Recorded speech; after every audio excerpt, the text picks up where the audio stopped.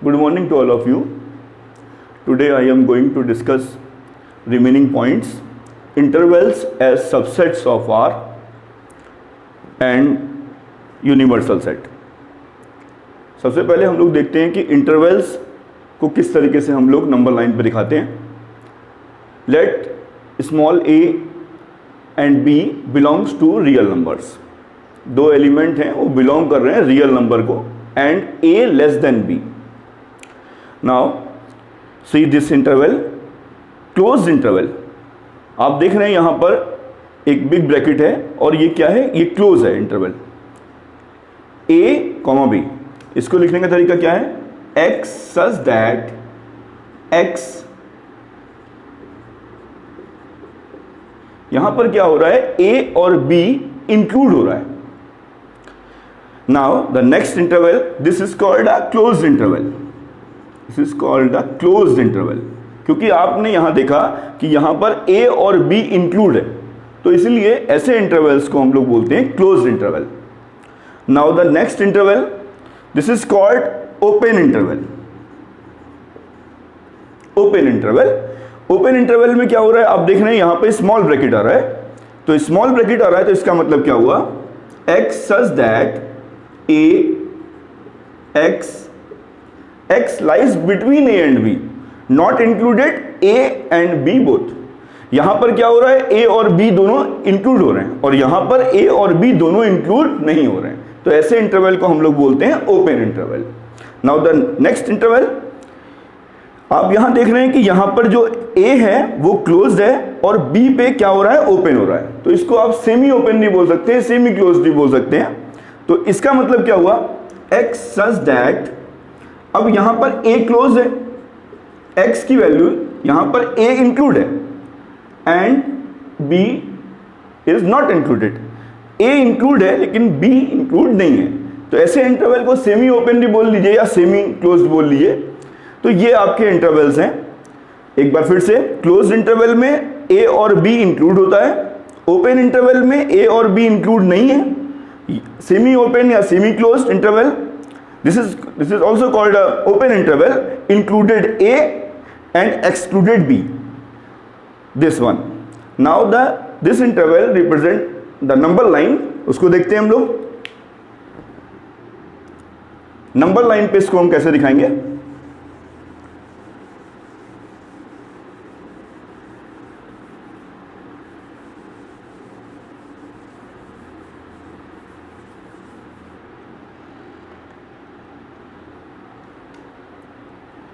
अब आपको यह दिखाना है 2,3. This is the closed interval. अब आपको इसको नंबर लाइन पे दिखाना है तो कैसे दिखाएंगे आप, दिस वन 0, -1, 1, 2 एंड 3. अब यहां पर आपने देखा कि 2 और 3 दोनों के दोनों क्या है, इंक्लूड हो रहे हैं. तो इंक्लूड हो रहे हैं तो आप क्या काम करिए, इसको यहां पर डार्क कर लीजिए. यानी कि इसका मतलब है कि ये शो कर रहा है कि ये आपका 2 एंड 3 इंक्लूड है. इसको नंबर लाइन पर इस तरीके से शो करेंगे. 2 एंड 3 को मैंने डार्क दिखाया है तो इसका मतलब क्या है, 2 और 3 जो हैं वो इंक्लूड है.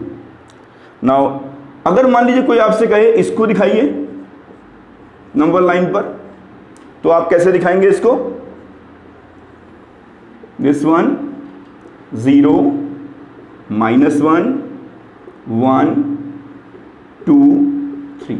अब आप ध्यान से देखिए यहां पर 3 आपका इंक्लूड है और 2 आपका इंक्लूड नहीं है. तो आप क्या काम करिए, इसको 2 को आप यहां पर एक ऐसे 0 लगा दीजिए, जिसमें मैंने इसको डार्क नहीं किया है. डार्क इसलिए नहीं किया क्योंकि 2 इंक्लूड नहीं है एंड 3 इज इंक्लूडेड. तो मैंने 3 को क्या कर दिया, डार्क कर दिया.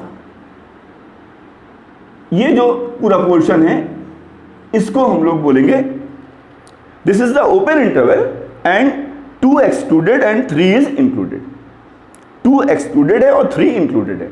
इस तरीके से हम लोग इंटरवल्स को नंबर लाइन पर दिखाते हैं. और ये आपका क्लोज इंटरवल है, ये आपका सेमी ओपन बोल लीजिए या ओपन इंटरवल बोल लीजिए. Now the next topic is the universal set. Universal set क्या है, मैंने कल आपको सबसेट के बारे में बताया था. इसको ध्यान से देखिए. Natural number is contained in whole number. Whole number is contained in integers. Integers contained in rational numbers. Rational number contains in real numbers. Real numbers contain in complex number. C complex number को दिखा रहा है। यहां पे क्या हो रहा है कि जो नेचुरल नंबर है वो कंटेन हो रहा है होल नंबर में, होल नंबर कंटेन हो रहा है इंटीजर्स में, इंटीजर्स कंटेन हो रहा है रैशनल नंबर में, रैशनल नंबर कंटेन हो रहा है रियल नंबर में, रियल नंबर कंटेन हो रहा है कॉम्प्लेक्स नंबर में। और अब ये सोचने वाली बात है कॉम्प्लेक्स नंबर कहाँ होगा, तो कहीं ना कहीं ये जितनी भी चीजें हैं कहीं ना कहीं हम सब का एग्जिस्टेंस एक यूनिवर्सल सेट के अंदर है। हम सब लोग कहीं ना कहीं एक यूनिवर्सल सेट के अंदर में आते हैं। तो इसको आप एक सेट हम लोग मान लेते हैं कि हम लोग जो कुछ भी जितने भी ये नंबर्स हैं, जितने भी सब कुछ जितना भी इस अर्थ पे एग्जिस्टेंस है ये एक यूनिवर्सल सेट के अंदर है।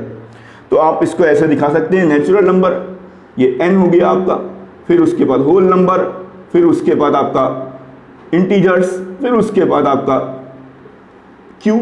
इस तरीके से हम लोग यूनिवर्सल सेट को समझते हैं। Now the next power set का एक छोटा सा आपको एग्जांपल देता हूं मैं, इसको भी आप समझिएगा।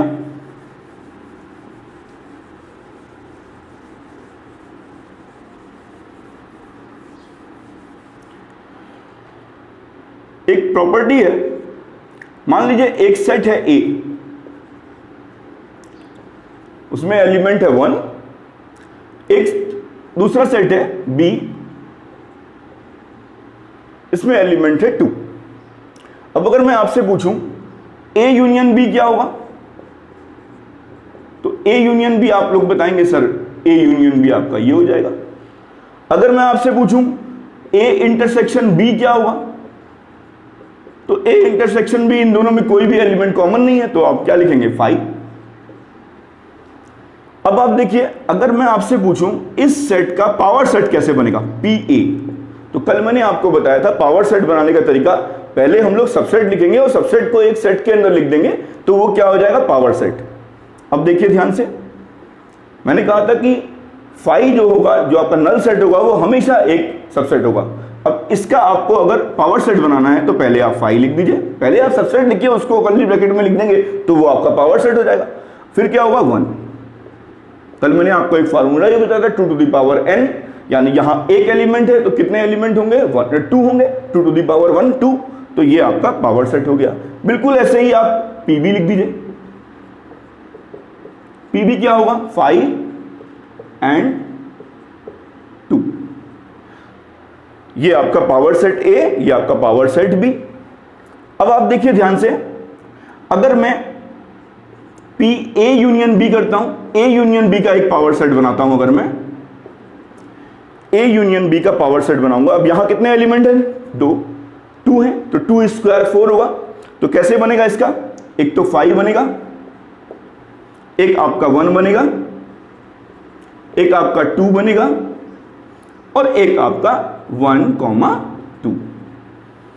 ऐसे ही यहां आ जाइए, एक PA intersection B, PA intersection B में 5 है, तो 5 को ही हम लोग एक कर्ली ब्रैकेट में लिख देंगे क्योंकि ये पावर सेट को दिखा रहा है।